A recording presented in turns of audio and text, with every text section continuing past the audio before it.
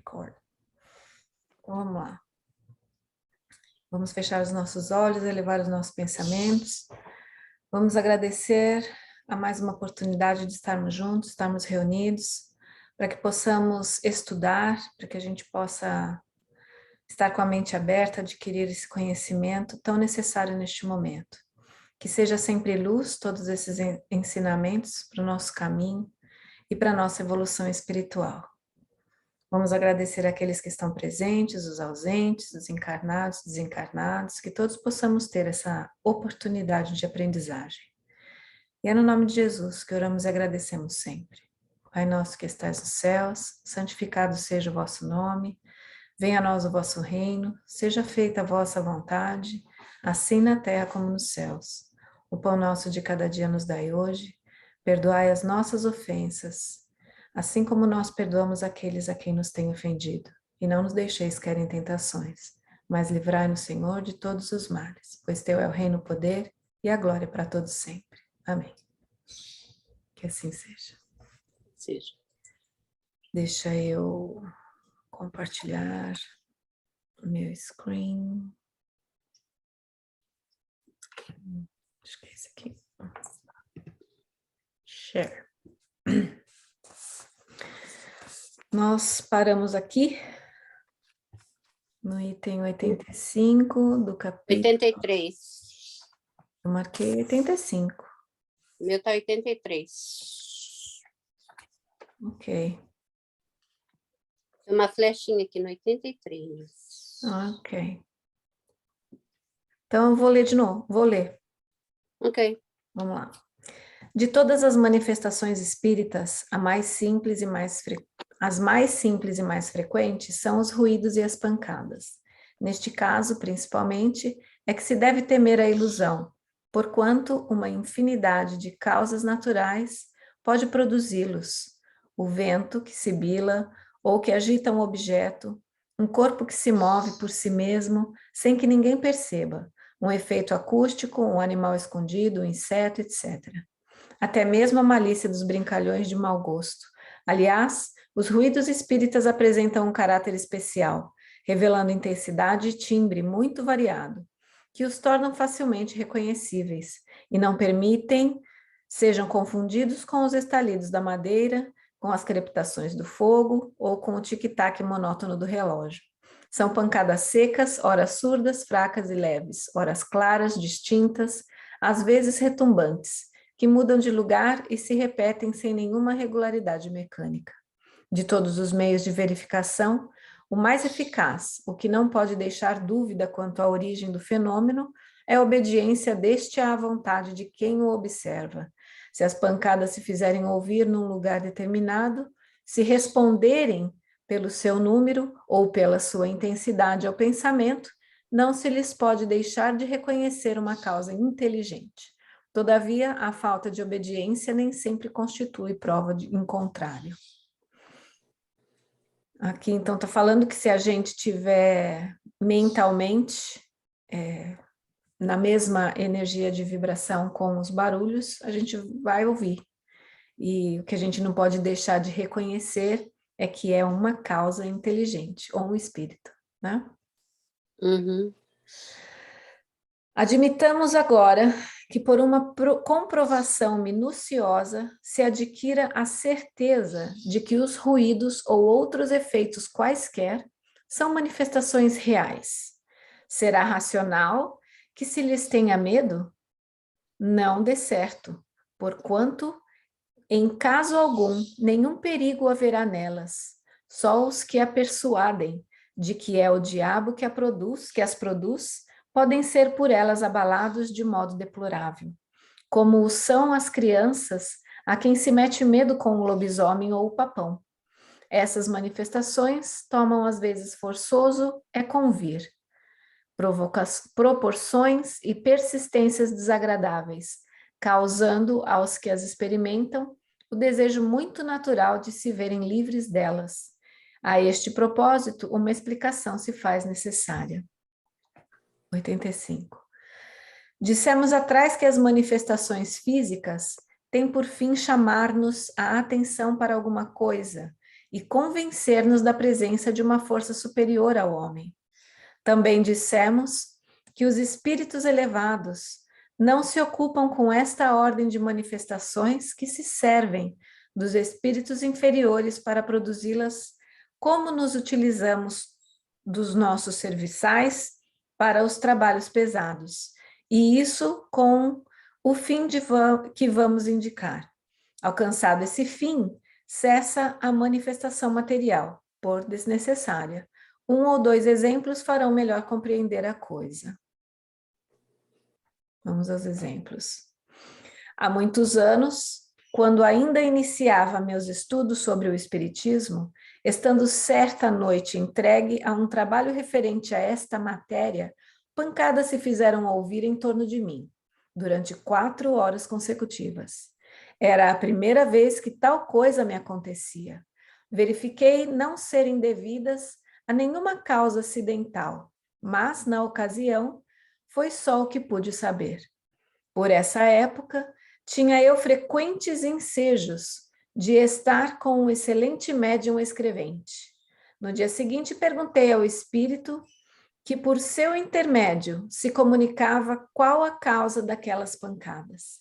Era, respondeu-me ele, o teu espírito familiar que te desejava falar.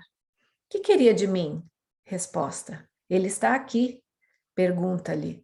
Tendo interrogado aquele espírito, se deu a conhecer sob um nome alegórico. Vinha saber depois, por outros espíritos, que pertence a uma categoria muito elevada e que desempenhou na Terra importante papel. Apontou erros no meu trabalho, indicando-me as linhas onde se encontravam. Deu-me úteis e sábios conselhos e acrescentou que estaria sempre comigo e atenderia ao meu chamado todas as vezes que eu quisesse interrogar. A partir de então, com efeito, esse espírito nunca mais me abandonou. Dele recebi muitas provas de grande superioridade e sua intervenção benévola e eficaz me foi manifesta. Assim, nos assuntos da vida material, como no tocante às questões metafísicas. Desde a nossa primeira entrevista, as pancadas cessaram. De fato, o que desejava ele? Pôr-se em comunicação regular comigo, mas para isso precisava de me avisar. Dado o explicado o aviso, estabelecidas as relações regulares, as pancadas se tornaram inúteis, daí o cessarem. O tambor deixa de tocar para despertar os soldados, logo que estes se acham todos de pé. Fato quase semelhante sucedeu a um dos nossos amigos. Antes de continuar, interessante esse exemplo dele, né? Então, haviam as pancadas para que fosse avisado ao médium que um espírito está querendo se comunicar. E depois que essa comunicação foi feita, ou no caso dele, para todo o trabalho dele. No nosso caso, vamos dizer assim, para alguma resposta de alguma pergunta que a gente queira dar, e logo param-se os estralos, os arrepios, parece que às vezes tem um bichinho na nossa perna, ou uma gota d'água, às vezes assim acontece, né? Então, se tornam desnecessários esses contatos depois que a gente tem a resposta. A gente que tem que ficar atento às respostas, né? Interessante. Vamos a outro exemplo. Fato quase semelhante sucedeu a um dos nossos amigos. Havia algum tempo, no seu quarto, se ouviram ruídos diversos, que já se iam tornando fatigantes, apresentando-lhe ocasião de interrogar o espírito de seu pai por um médium escrevente sobre o que queriam dele. Fez o que foi recomendado, e daí em diante nada mais ouviu. Deve-se notar que as manifestações deste gênero são mais raras para as pessoas que dispõem de meio regular e fácil de comunicação com os espíritos, e isso se concebe. Que legal. 87. As manifestações espontâneas nem sempre se limitam a ruídos e pancadas. Degeneram, por vezes, o verdadeiro estardalhaço e em perturbações. Móveis e objetos diversos são derribados, projetis de toda sorte são atirados de fora para dentro. Portas e janelas são abertas e fechadas por mãos invisíveis. Ladrilhos são quebrados, o que não se pode levar à conta da ilusão.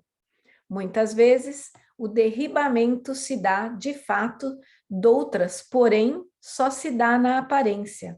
Ouvem-se vozerios em aposentos contíguos, barulho de louça que cai e se quebra com estrondo, cepos que rolam pelo assoalho, acorrem as pessoas da casa e encontram tudo calmo e em ordem. Mal saem, recomeça o tumulto. Nossa, quando eu morava no Brasil, na minha casa, tinha uma porta de bar, né? Aquelas, sabe, que vai, faz assim, ó, clá, clá, clá, clá, clá. Meu, meio da noite escutava essas portas fazerem esse clá, clá, clá, clá. E o Wilton descia, porque eu morava num sobrado, o Wilton descia para ver se tinha alguém na cozinha, nada. Se tinha alguém na casa, nada. Mas a porta fazia barulho. E a história da louça também já aconteceu em casa, de parecer que como é que chama? O escorredor de louça tinha caído, sabe? E quebrado, panela batendo, mas você vai, não E acontece. caía e quebrava? Quebrava nada, era só barulho. Ah, que Era interessante. só. É o que ele fala aqui, ó. Às vezes acontece tudo isso, né? Ou escuta voz, barulho de louça, E não aconteceu nada. nada. As pessoas vão no lugar, tá tudo em silêncio. Quando É sai que do nem lugar, nos filmes, então, que a gente vê, parece que eles escuta, parece que aconteceu um monte de coisa, vai lá, não aconteceu nada. é assim mesmo, é assim mesmo. Naquele filme. Ai, desculpa. O Sexto Sentido Ah, também tem o exemplo de que. Lembra quando o menininho ele tá jantando? Eu nunca esqueço dessa cena. Ele tá jantando, ele tá, acho que no café da manhã. Ele senta na mesa, coloca as duas mãos na mesa, ali ele fica. E a mãe dele tá servindo ele. E aí, quando ela vira, tem porta de armário aberto, dali ele não saiu. E ela até repreende ele, né? Por que você abriu? Por que não fechou? Blá, blá, blá. E aí ela volta, quando ela fica de costas de novo, e ali ele tá com a mão na mesa, ali ele fica. E quando ela retorna, estão todas as portas abertas e todas as gavetas abertas. O molequinho sai da cena, sai da mesa e ainda fica a mãozinha dele suada ali na mesa. É coisa esse de era o louco. menininho que via o homem morto? É, É. é o Sexto Sentido o nome. Que ele que achava que o menininho, ele estava morto, ele ia achava que o É, menininho que não. é esse mesmo. Oi, Albérico. Oi, boa noite. Perdão pela demora, estava trabalhando. Não tem problema nenhum, chegou em boa hora. Nós lemos alguns exemplos de contato espiritual, e aí também falou que os barulhos têm um porquê, né? E eu dei o exemplo, a gente acabou de ler essa parte 87 aqui, onde eles falam que às vezes tem vozes, barulho de louça quebrando, e as pessoas quando chegam num local não aconteceu nada, foi só barulho. E eu dei o exemplo que na minha casa no Brasil eu tinha aquela porta de bar, fazia mau barulho, né? Quando naquela que abre assim. E no meio da noite a gente escutava a porta ir para lá, para cá, para lá, para cá, para lá, para cá, e nem se mexia, assim como louça mesmo caindo, quebrando, panela batendo, não tinha nada. Ok. Enfim, vamos lá. 88. As manifestações desta espécie não são raras e nem novas. Poucas serão as crônicas locais que não encerram alguma história desta natureza. É fora de dúvida que o medo tem exagerado muitos fatos, que passando de boca em boca, assumiram proporções gigantescamente ridículas. Com o auxílio da superstição, as casas onde eles ocorrem foram tidas como assombradas pelo diabo, e daí todos os maravilhosos ou terríveis contos de fantasmas. Por outro lado, a velha Acaria não consentiu em perder tão bela ocasião de explorar a credulidade e quase sempre para a satisfação de interesses pessoais. Aliás, facilmente se concebe que impressão podem fatos desta ordem produzir, mesmo dentro dos limites da realidade, em pessoas de caracteres fracos e predispostas pela educação a alimentar ideias supersticiosas. O meio mais seguro de obviar aos inconvenientes que possam trazer, visto não ser possível impedir-se que se deem, consiste em tornar conhecida a verdade. Em coisas terríficas, se convertem as mais simples, quando se lhes desconhecem as causas. Ninguém mais terá medo dos espíritos quando todos estiverem familiarizados com eles, e quando os a quem eles se manifestam já não acreditem que estão às voltas com uma legião de demônios. Na Revell Spirit, se encontram narrados muitos fatos autênticos deste gênero, entre outros, a história do espírito batedor de Bergzabern, cuja ação durou 8 anos, números de maio, junho e julho de 1858. A de Dibelsdorf, agosto de 1958. A do padeiro das grandes vendas, perto de Dieppe, março de 1860. E da rua de Noyers, em Paris, agosto de 1860. A do espírito de Castelnaudary, sob o título de História de um Danado, fevereiro de 1860. E do fabricante de São Petersburgo, abril de 1860 e muitas outras. Nossa, eu li esse negócio aqui, a história de um danado. Eu repreendo, às vezes, tanto a minha cunhada, a minha sogra, de parar de chamar as crianças de danado. Enfim, eu acho o nome tão feio. Mas aqui é tudo só fato, né? De que quando a gente estiver familiarizado com os espíritos, ninguém mais vai pensar que é do diabo. Que horror. E nem que é casa assombrada. Bom, casa assombrada até que às vezes a gente pode levar como alegoria, né? Não que ela esteja assombrada, mas que tem algum espírito obsediando ali, a gente pode considerar também. Nesse caso, eu acho que só muda o vocabulário. Olha só, essa questão da conotação do diabo, né? Vem da onde? É criação da onde? De quem? Eu creio que dos católicos da Bíblia, né? Quando mudaram, Constantino quando mudou e deu um regaço na Bíblia e vieram com o diabo aí. Sim, mas o diabo nada mais é do que o quê? Um espírito malfazejo, que tem o coração ruim. Tem E nada maldade. mais é do que o quê? Nosso irmão também, né? Sim, Filho de Deus. filho de Deus. É. Pois é. Porque vai ter gente que vai discordar dessa separação que existe, né, entre a sociedade. Do que uma amiga minha, uma vez eu conversando com ela, eu não sei como foi, a gente começou a filosofar um pouco, eu falei assim, cara, você veja que Hitler é nosso irmão. Ela quase que voava para cima de mim, queria bater em mim, porque eu falei isso, essa asneira. Então, assim, é uma pena que ainda exista essa separação Uhum. do bem. Existe bem e o mal porque é a polaridade, né? Sim. Mas a questão de que cuidado com o diabo, nós já passamos por, já fomos um dia um, né? Também, né? Pois é. Pois é. É a mesma coisa do anjo. Né? Colocaram ele branquinho, de asinha, com auréola. Mas, enfim. Oi, Jorge. Boa noite, Tudo bem? tudo bem? Tá, joia. Então, vamos continuar lá. Tais fatos assumem, não raro, o caráter de verdadeiras perseguições.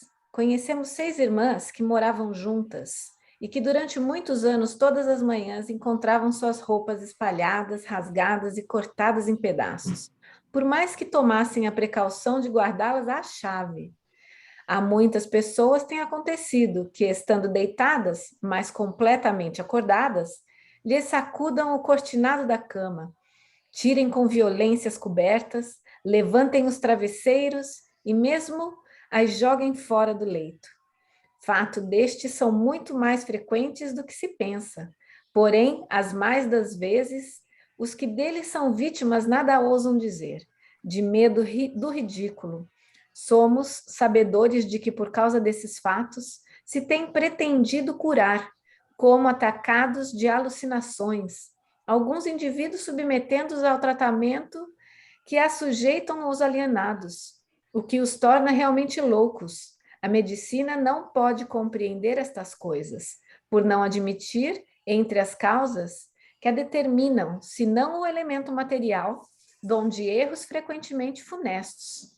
A história descreverá, um dia, certos tratamentos em uso no século XIX, como se narram hoje certos processos de cura na Idade Média. Admitimos perfeitamente que alguns casos são obra da malícia ou da malvadez. Porém, se tudo bem averiguado, provado ficar que não resultam da ação do homem, dever-se-á convir em que são obra ou do diabo, como dirão uns, ou dos espíritos, como dizemos nós. Mas de que espíritos? Ah, que legal. 90. Os espíritos superiores, do mesmo modo que entre nós, os homens retos e sérios, não se divertem a fazer charivares. Charivares. Uau, fazer chari... O que é charivares, gente? Charivares. Não, nem falam aqui. Noise, mocks, serenade, performed by... é como se fosse uma... Como é que fala? Serenata. Charivares. Temos por diversas vezes chamado aqueles espíritos para lhes perguntar por que motivo perturbam assim a tranquilidade dos outros. Na sua maioria, fazem-no apenas para se divertirem. São mais levianos do que maus, que se riem dos terrores que causam e das pesquisas inúteis que se empreendem para a descoberta da causa do tumulto. Agarram-se com frequência a um indivíduo, comprazendo-se em o atormentarem e perseguirem de casa em casa. Doutras vezes, apegam-se a um lugar por mero capricho. Também não raro exercem, por essa forma, uma vingança, como teremos ocasião de ver. Mas isso aí só pode acontecer se a casa ou as pessoas dali permitem, né? Estiverem naquele nível energético. Vamos lá. Em alguns casos, mais louvável é a intenção a que cedem. Procuram chamar a atenção e pôr-se em comunicação com certas pessoas, que para lhes darem um aviso proveitoso, quer com o fim de lhes pedirem qualquer coisa para si mesmos. Muitos temos visto que pedem preces, outros que solicitam o cumprimento em nome deles de votos que não puderam cumprir, outros ainda que desejam no interesse do próprio repouso, reparar uma ação má que praticaram quando vivos. Em geral, é um erro ter-se medo. A presença desses espíritos pode ser importuna, porém não perigosa. Concebe-se, aliás, que toda a gente deseja ver-se livre deles, mas, geralmente, as que isso desejam fazem o contrário do que deveriam fazer para consegui-lo. Se se trata de espíritos que se divertem, quanto mais ao sério se tomarem as coisas, tanto mais eles persistirão, como crianças travessas, que tanto mais molestam as pessoas, quanto mais estas se impacientam e que metem medo aos poltrões. Se todos tomassem o alvitre sensato de rir das suas partidas, eles acabariam por se cansar e ficar quietos. Conhecemos alguém que, longe de se irritar, os excitava, desafiando-os a fazerem tal ou tal coisa, de modo que, ao cabo de poucos dias, não mais voltaram.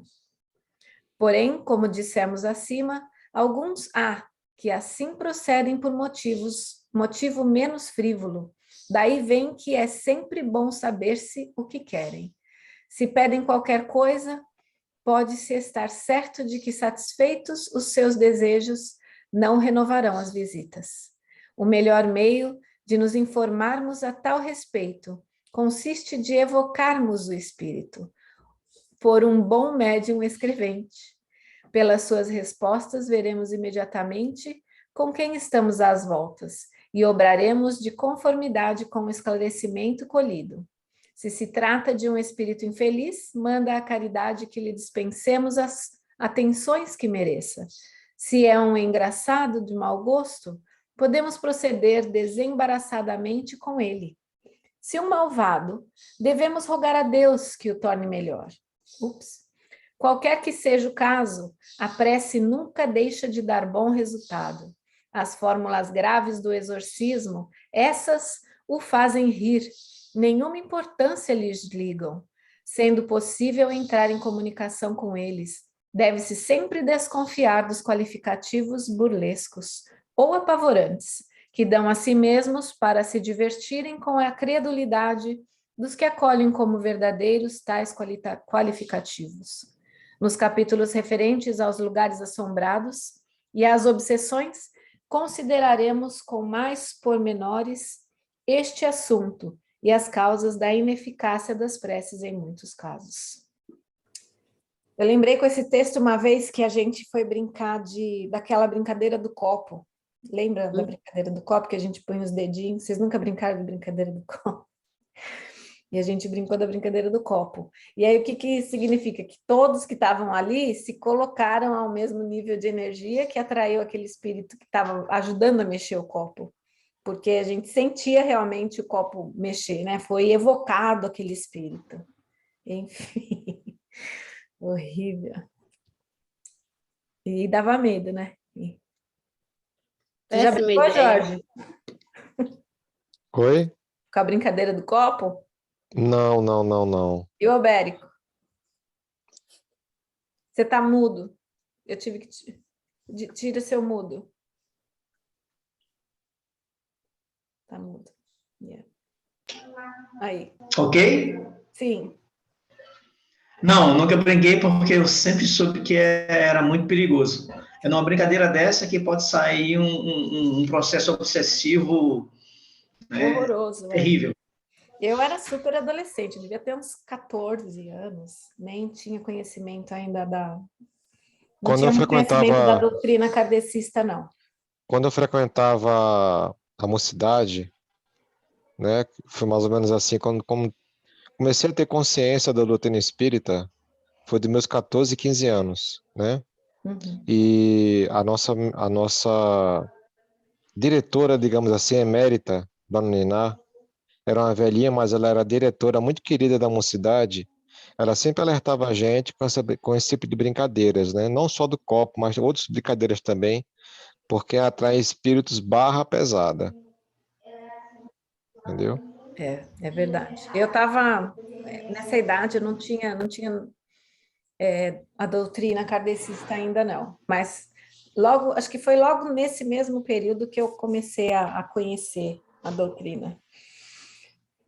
Mas, enfim, foi assim, deu medo, né? Porque a gente via realmente o copo mexendo. E as perguntas que o pessoal fazia eram absurdas. Enfim, ridículo.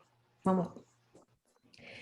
Estes fenômenos, conquanto operados por espíritos inferiores, são com frequência provocados por espíritos de ordem mais elevada, com o fim de demonstrarem a existência de seres incorpóreos e de uma potência superior ao homem.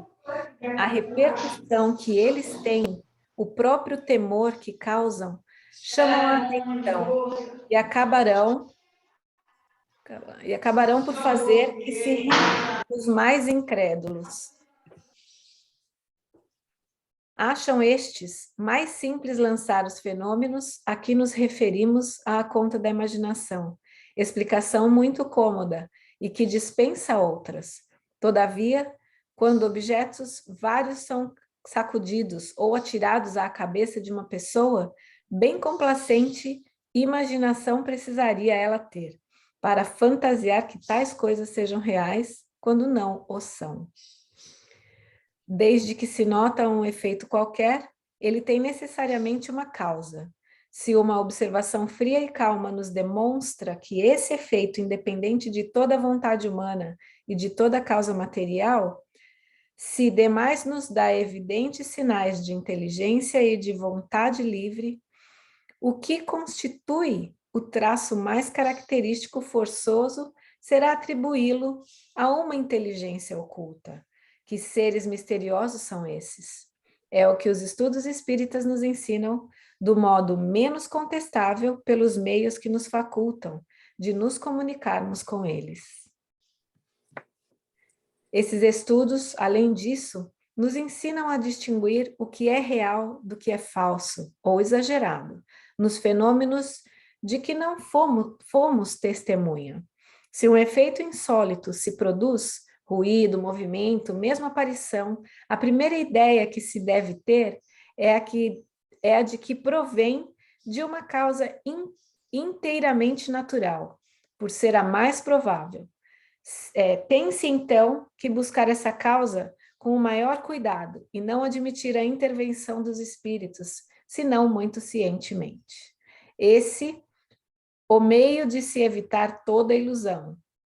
Por exemplo, que sem se haver aproximado de quem quer que fosse, recebesse uma bofetada ou bengalada nas costas.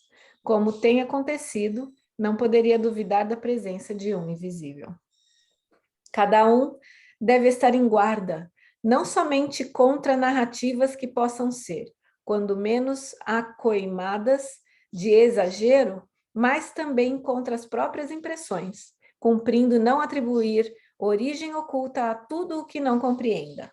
Uma infinidade de causas muito simples e muito naturais pode produzir efeitos, à primeira vista, estranhos, e seria verdadeira superstição ver por toda parte espíritos ocupados em derribar móveis, quebrar louças, provocar, enfim, as 1001 perturbações que ocorrem nos lares, quando o mais racional é atribuí-las ao desazo. Uau! Enfim, na casa de vocês acontecem ainda? Barulho de louça, barulho de porta, estralo. Estralo, sim. E suas gatas, Suzete? Não sai correndo do nada? Não fica olhando para a parede? De vez em quando ela fica meio assim, fica olhando e sai correndo, mas eu não me importo não, eu sei que ela sempre vê alguma coisa. É. No outro lugar lá era pior. Morreu uma mulher lá dentro de onde eu morava, lá era pior. Mas aqui, não, é pouco.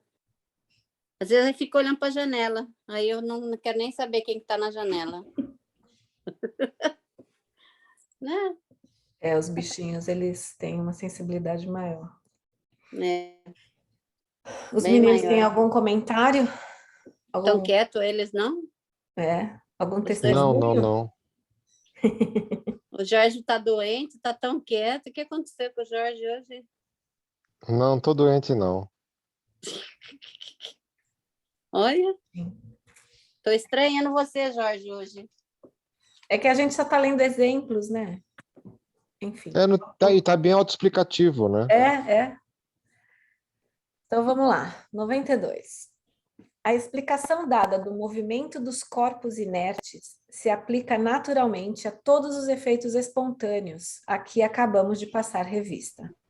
Os ruídos, embora mais fortes do que as pancadas na mesa, procedem da mesma causa. Os objetos derribados ou deslocados o são pela mesma força que levanta qualquer objeto.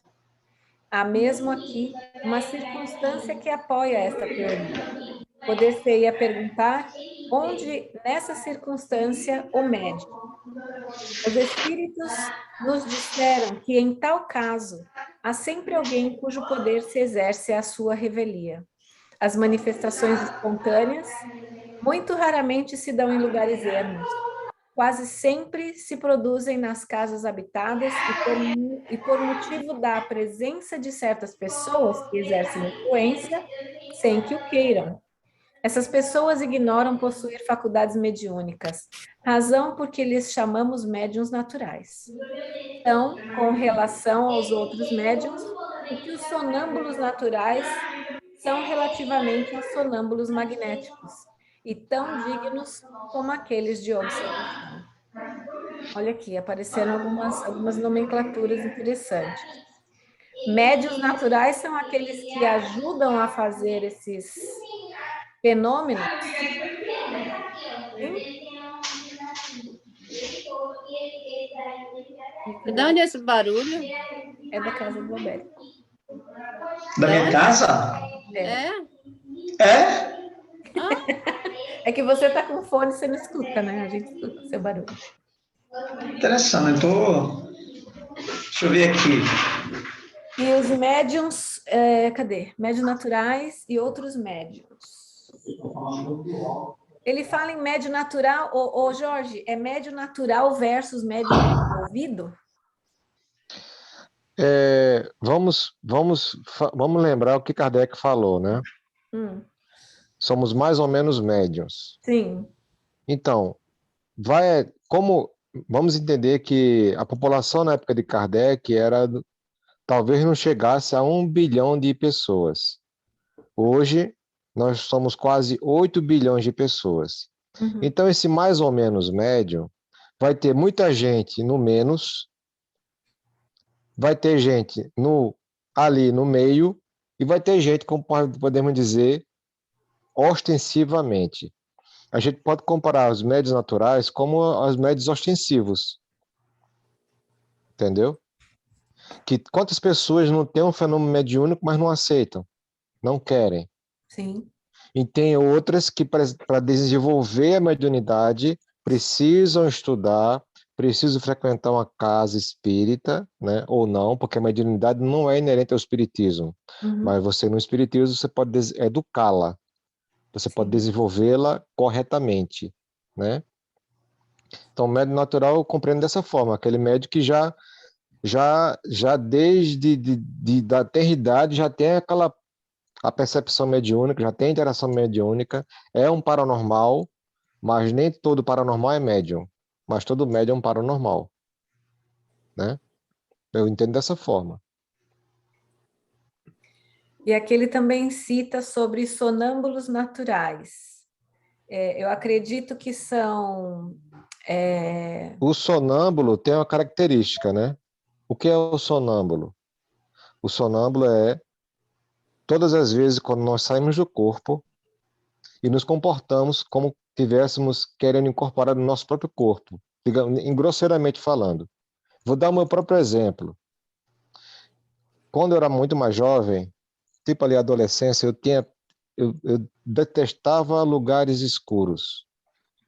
Eu não gostava de coisa escura, né? Minha irmã lembra disso.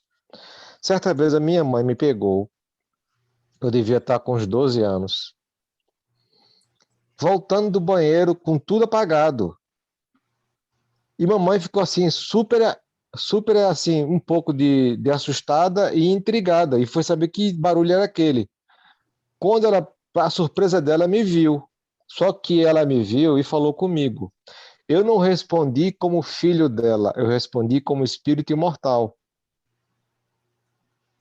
Entenderam? O sonâmbulo é isso. É um desdobramento, né? Um desdobramento sonambúlico, né? Então, quando eu falei com mamãe, eu não falei o filhinho dela de 12 anos.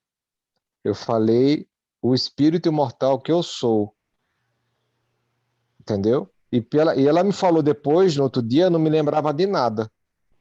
Ela falou, meu filho, eu perguntei para você, você respondeu tão diferente. Eu não fui estúpido com minha irmã, nem grosseiro. É apenas ela estranhou a maneira como eu respondi para ela. Bem diferente do filho dela, assim, do filho de 12 anos. É como se fosse um adulto. Entendeu? E esse é um exemplo de sonâmbulo natural. Sim, podemos dizer sim. E esse sonâmbulo magnético que ele fala aqui no texto. Eu acredito que o magnético é aquele que é induzido, né? O Alberto, de repente, consegue falar mais sobre isso aí, porque ele tem mais conhecimento de hipnotismo. Sim, sem dúvida. É a indução, sim. O médium ele é sugestionado através do magnetismo, entendeu? Então você está falando aí, Jorge, está correto. Joia. Alguém tem dúvida? Paulinha, Suzete? Aí nos Estados Unidos tem um médium muito famoso que foi o Edgar Cayce. Edivaldo, de vez ou outra, cita ele.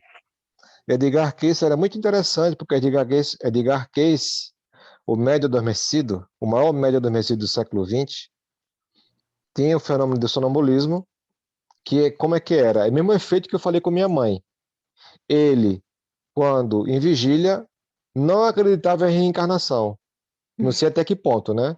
De repente, que ele foi amadurecendo, ele acreditou, mas dizem que ele não acreditava na reencarnação. Mas quando em processo de sonambulismo, ele falava não só que acreditava em reencarnação, mas falava de fatos que deixavam ninguém sem dúvida com relação à reencarnação. Ele falava da vida da Atlântida, onde se localizava a Atlântida, como é que era o modus operandi.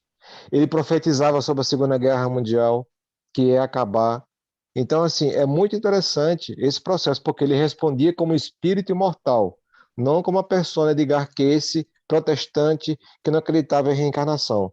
No momento que ele sai do corpo, toma uma lucidez maior, ele não apenas falava de reencarnação, mas como das vidas deles outrora. Entendeu? E tem muitos livros deles aí nos Estados Unidos. Interessantíssimo.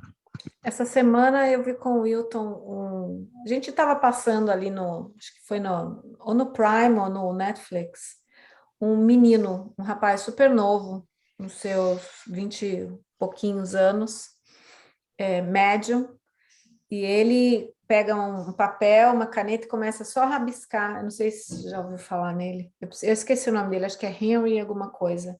Ele parece com Macaulay Culkin. E ele vai rabiscando no papel e vai falando, vai intuindo, sabe? Vai falando sobre as pessoas. Enfim, eu achei meio esquisito, porque ele traz mensagens desses espíritos, que eu acho que não são os espíritos, mas enfim, os seus mentores. E é bem interessante. Eu vou ver se eu coloco lá no grupo. E é um rapazinho super novo, ele sofreu muito bullying na escola, ele é gay, ele tem um parceiro, e ele estava, assim, muito além, né? Ele era bem maduro perto das crianças da idade dele. E ele pensou já em suicídio. O bom é que a mãe dele e a irmã apoiaram ele nessa mediunidade, mas é bem interessante. Mas tá aí na mídia. Eu vou ver se eu encontro, se eu lembro qual que é o nome do show. Bom te ver, Paulinha.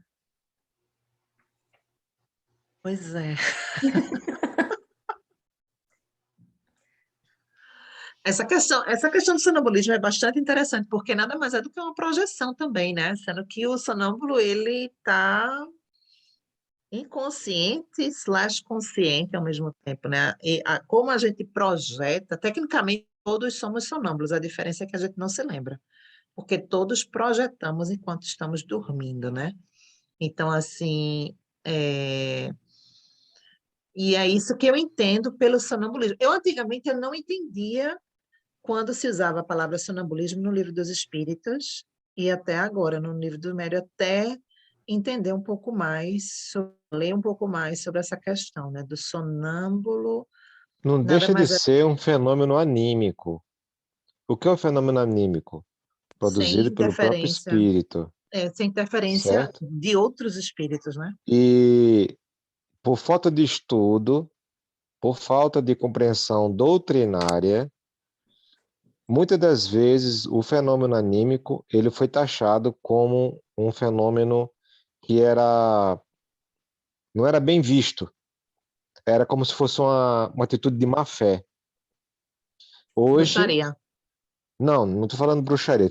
O médico não deu comunicação, aí ele vai dar ele mesmo vai dar comunicação. Então, deixava entender que quando a pessoa dizia que era fenômeno anímico, que o médium, ele não queria, ele não estava em condições de receber um espírito, então ele mesmo dava comunicação. Então, foi muito preconceituoso, foi muito perseguido o fenômeno anímico dentro da casa espírita por falta de estudo. Porque se nós lêssemos Kardec, Kardec não falava que o fenômeno anímico devia ser é, é, reprovado ou não aceito. Muito pelo contrário. Poderia ser uma manifestação do inconsciente, poderia ser uma manifestação de um trauma lá atrás e que o facilitador, se ele tiver conhecimento doutrinário, ele vai conseguir acolher aquele médium, se ele perceber que é anímico, entendeu?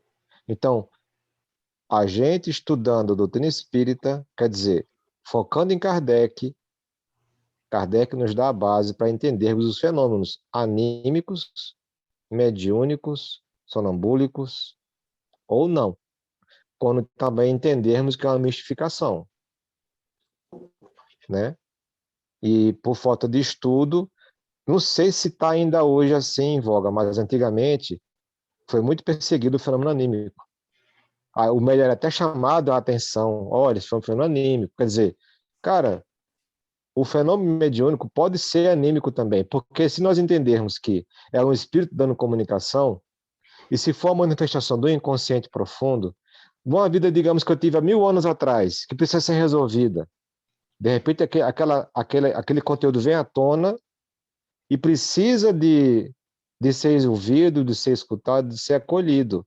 Mas não é mediunidade, meu irmão. Já é uma dupla Mas, vista. veja só, eu estou falando entre aspas, Certo. porque o médium está sendo ali inconsciente. Ele não está assim, eu vou agora me conectar com o trauma que eu tive há 1000 anos atrás, vou dar comunicação. Não é assim o processo. O processo vem à tona, ele está em estado alterado de consciência. E o facilitador ele tem que acolher esse médium, certo? E também ter a clareza se, claro, que não vai ser numa sessão mediúnica que vai se conseguir tratar um trauma, né? Se o facilitador perceber que aquele trauma precisa de um acompanhamento profissional, então o facilitador chega com o médium particular, meu irmão, há necessidade do irmão procurar um terapeuta. Ele poderá até ficar assim, enquanto está desenvolvendo essa terapia, ou está na terapia, se afastar do fenômeno mediúnico, porque se ele vai na reunião mediúnica e o trauma vem à tona, então ele precisa de um auxílio profissional, né? Porque muitas das vezes lá na casa espírita se dizia o quê? Eu vi isso quando era criança. Criança não, jovem, né? Chegava uma pessoa lá no NEIL com problemas, né? Problemas psiquiátricos. Ah, não, isso é mediunidade. Isso é o quê? Falta de estudo. Hoje é inconcebível uma pessoa chegar com problemas mentais na casa espírita e dizer é mediunidade. Não que não seja, mas é preciso aí também a multidisciplinar, né? A ação multidisciplinar. Psicólogo, se a coisa for muito mais grave, um psiquiatra, médico, É né? como o E caso da depressão, né? Não necessariamente será concomitante, um fenômeno espiritual. concomitante, concomitantemente o tratamento espiritual, Tem que entendeu? ser tudo paralelo, né? Tudo um conjunto para que tenha sucesso na jornada da cura, da autocura, né? Porque ninguém cura ninguém, a gente que se cura. Enfim. Mais algum comentário? Sonambulismo eu entendia que era a pessoa está dormindo, levanta e sai andando por aí E o sem ter espírito, consciência. ele está controlando o corpo dele como espírito imortal, Uhum. entendeu? Eu tive casos, né, do meu irmão andar pela casa, mudar de cama, cair no chão, enfim, cair da cama, né? E o meu tio, lembra aquele tio que eu comentei uma vez que ele fazia projeção astral consciente, sabia tudo que estava rolando, mas não mas era ateu, não acreditava na reencarnação, na espiritualidade. Ele mesmo. Isso, Ele era para mim isso aí é incrível. Ele vê o fenômeno, e não participa do acreditava. fenômeno e não acreditava em espírito, dizia que era o quê? Profissionalmente? Pois é. E olha que ele sentia e via tudo e relatava, né? E ele tinha, assim, quando ele era jovem, ele levantava, ele conversava, mas não lembrava de nada. A minha avó que contava que ele saía pela casa conversando e falando, elas puxavam um assunto, ele conversava, voltava para a cama dormir e, ó, não lembrava de nada. Ah, beleza. Meu pai disse que uma vez eu levantei e estava saindo para a rua. E ele chegou e falou: onde você vai? Vai, pô, volta para a cama. Aí eu voltei para a cama, mas eu não lembro de nada. Bom, não lembro, agora eu não lembro, né? Mas disse que eu não lembrei de nada. E eu estava saindo para a rua. E se ele me pega, eu tinha ido, nem sei para onde que eu tinha ido. Pensou? É. Vamos ler só mais um item aqui. Já já a gente está na nossa hora. Vamos lá. 93. A intervenção voluntária ou involuntária de uma pessoa dotada de aptidão especial para a produção destes fenômenos parece necessária. Na maioria dos casos, embora alguns haja em que o que se afigura o espírito obra por si só, mas, então, poderá dar-se que ele tire de algures o fluido animalizado, que não de uma pessoa presente. Isto explica porque os espíritos que constantemente nos cercam não produzem perturbação a todo instante. Primeiro é preciso que o espírito queira, que tenha um objetivo, um motivo, sem o que nada faz. Depois é necessário, muitas vezes, que encontre exatamente no lugar onde queira operar uma pessoa apta a secundá-lo, com incidência que só muito raramente ocorre. Se essa pessoa aparece inopinadamente, ele dela se aproveita. Mesmo quando todas as circunstâncias sejam favoráveis, ainda poderia acontecer que o espírito se visse tolhido por uma vontade superior, que não lhe permitisse proceder a seu bel prazer. Pode também dar-se que só lhe seja permitido fazê-lo dentro de certos limites, e no caso de serem tais manifestações julgadas úteis, quer como meio de convicção, quer como provação para a pessoa por ele visada. Muito bom. Vou até anotar aqui.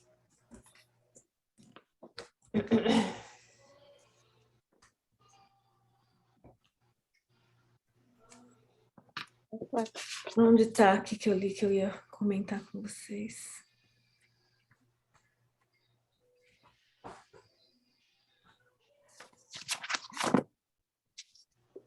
Aqui. Se a pessoa, né, o médium, não está preparado para esses fenômenos, onde está? Ah, aqui, ó. Pode-se dar que ele tire de algures o fluido animalizado sem que nenhuma pessoa esteja presente.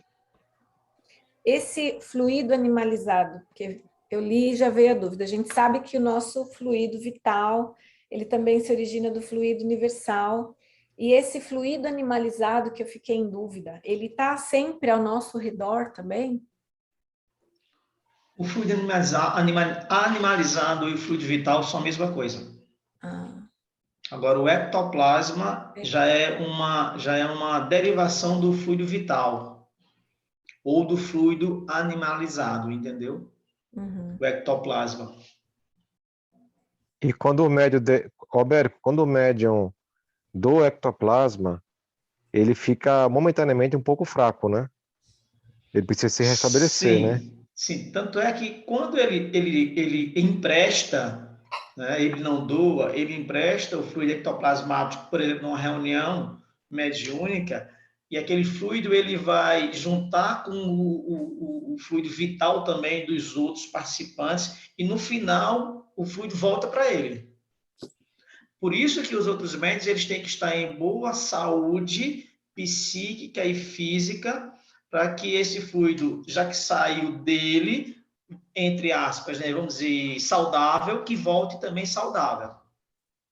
Esse fluido é essa doação de ectoplasma é a mesma que o médio de incorporação doa, que ele usa durante a Não, incorporação? Não, não, ali ele Porque o mudou, não. espírito fala através dele, né? Mas olha só, quando o espírito ele se aproxima para ter a incorporação, que hoje a Federação Espírita Brasileira não usa mais esse termo incorporação, Hum, né? Ele usa psicofonia, uhum, né? Então, mas vamos usar a incorporação. O espírito ele vem, ele alinha, uhum, né, a vibração dele, a sintonia dele com o médio permitindo, o médio uhum, espírita, né? sim. Por que eu digo isso? Porque os médios do culto afro, eles não têm esse entendimento, né? É na base do cavalo mesmo, né? O médio é considerado cavalo, né? O espírito vem, incorpora, né? Como vem, enfim. Mas o médio espírita, por ele ter estudado um pouco mais, então ele sabe que o corpo é dele, ele dá passividade se ele quiser, né? Então ele ajuda naquele momento, naquela sintonia. Muito embora essa sintonia ela já aconteça antes da reunião mediúnica, dias antes. Por isso que quem participa de reunião mediúnica tem que ter uma responsabilidade muito grande de não estar faltando no dia da reunião. Por quê? Porque a espiritualidade não é Deus, não sabe tudo. Então, a espiritualidade, dias antes, já seleciona aqueles espíritos que vão dar comunicação e diz, ó, esse espírito aqui vai dar a comunicação através, né, de Karina. Tá. Aí tem, vamos dizer, tem 3 espíritos que vai dar comunicação através de Karina. Aí no dia da reunião mediúnica, Karina falta.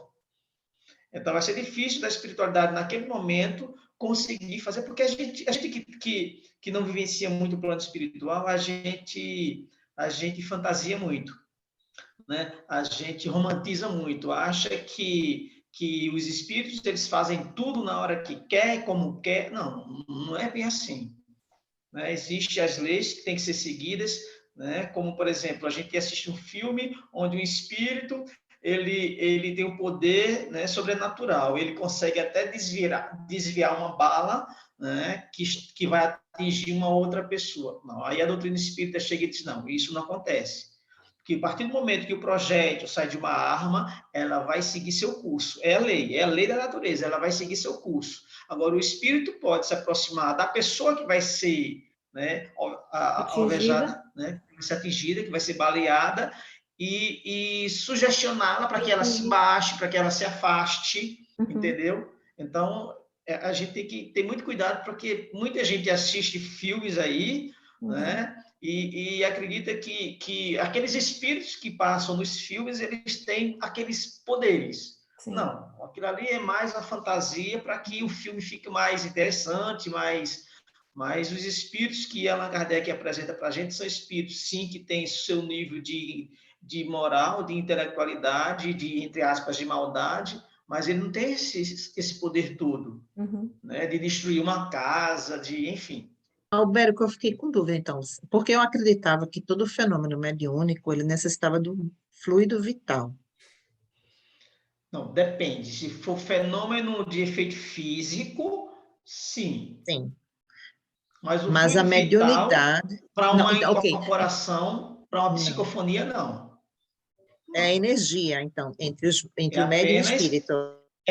não, é sintonia. É como se eu dissesse assim, ó, Espírito José, eu vou deixar você se comunicar através de mim. Então eu abro, né, eu abro a minha sintonia, ele encaixa na minha sintonia e acontece.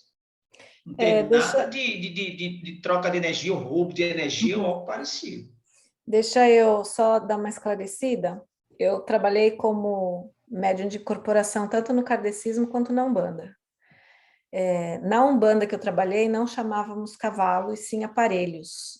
E a gente falava sobre vibração mesmo, né? Se concentra para que essa vibração possa chegar. Era a nomenclatura do centro que eu trabalhava. Já na mesa branca, né, que a gente fala mesa branca, no kardecismo, na casa espírita do kardecismo, eu também trabalhei como médium de psicofonia e vamos dizer que o acoplamento energético era... Eu sentia que era muito mais suportado pela espiritualidade para que houvesse interação energética, e a doação do médium era diferente. Na casa espírita kardecista, a gente fica parado com a mão na mesa, sem se mover, e a gente só deixa mesmo aquela fluidez das ideias, das palavras virem para fora, né? A emoção também, a dor física, eu nunca senti dor física, mas a sensação, né, daquilo que o espírito está sentindo, o qual não dava para sentir camadas e camadas entre a minha aura, né, a Karina, espírito, com a espiritualidade que estava junto. Ou seja, aquele espírito, aquele irmão sofredor que veio trazido, né, por outros irmãos espirituais, que, né, eles que dão aquele suporte, eles que fazem essa ligação. Eu sentia muito essa ligação e por onde o espírito falava. Diferente da Umbanda, aonde se usava muito mais o corpo, aonde era bem mais pesado mesmo, era mais físico. Só que a ligação já era parece que era diferente. Eu sentia no kardecismo vindo sempre desse lado, e na Umbanda era ao contrário, era o espírito estava atrás de mim, entendeu? Mas a gente não falava Daí a gente falava aparelho, né? Nós éramos um só da médium sua, de proporção. só da sua, a linha que você seguiu do culto afro, né? Talvez chame aparelho, mas em algumas linhas chama-se cavalo, exatamente por conta disso, porque o espírito vem e ele tem um médium como se fosse, entre aspas, um cabresto. Por isso que você sentia por trás. É uma incorporação grosseira. Não tem aquela administração da espiritualidade, né, que já trabalha a vibração. É uma coisa bem papuf. É mais pesado, é mais perto, só que nunca me tirou a consciência, entendeu? Eu sabia exatamente até onde eu podia me doar para aquele trabalho. É porque você é um médium consciente. Sim. Lembra da classificação Kardec? Uhum. Mecânico, semimecânico, Uhum. entendeu? Sim. Então, assim, não é isso, Roberto? O mecânico é o inconsciente, né? O semimecânico, ele tem consciência do fenômeno, não é isso? Sim. Sim. Né? Então não é pelo fato que vamos entender que a mediunidade é uma aptidão orgânica também, né? Uhum. Então, você tem uma aptidão orgânica de ter uma mediunidade semiconsciente ou consciente. Uhum. Você tem consciência do fenômeno. Dona Niná, que é a diretora que já está no plano espiritual, ela não se lembrava de nada. Então, ela é totalmente inconsciente. Uhum. O espírito, na casa espírita, o espírito vinha, incorporava, ela não tinha consciência de nada. E o espírito dizia: a nossa irmã Niná está aqui, mas está fazendo outro processo, está fazendo outra atividade. Entendeu? Sim, muito interessante. Assunto para a gente continuar na nossa próxima reunião. Verdade. Já passou da nossa hora. A mediunidade vai ao infinito, né? Ah, é. Com certeza. Gostaria de convidar nosso querido Albérico para encerrar a nossa reunião com uma oração. Vamos lá. Vamos fechar nossos olhos, abrir o nosso coração e pedir a Jesus, o nosso divino e meigo Rabi da Galileia, muito obrigado. Muito obrigado por esta oportunidade de estarmos aqui de forma humilde, de forma simples, lendo os ensinamentos espíritas para que a gente possa entender um pouco mais da nossa verdadeira pátria, o plano espiritual.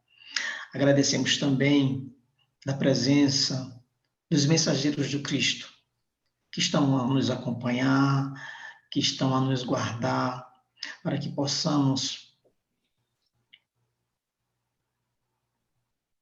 com o estudo da noite, levar aquelas pessoas que têm curiosidade, que têm uma certa dúvida, que têm muitas vezes até preconceito, do Espiritismo, possa entender um pouco mais.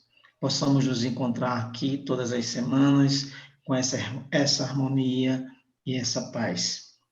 Que assim seja. Que assim Amém. seja. Amém. Tchau, tchau, pessoal. Boa noite. Muito Ah, boa obrigada noite. Ótima semana. para todos. Semana que vem estaremos aí. Boa noite, gente. À Boa noite. noite.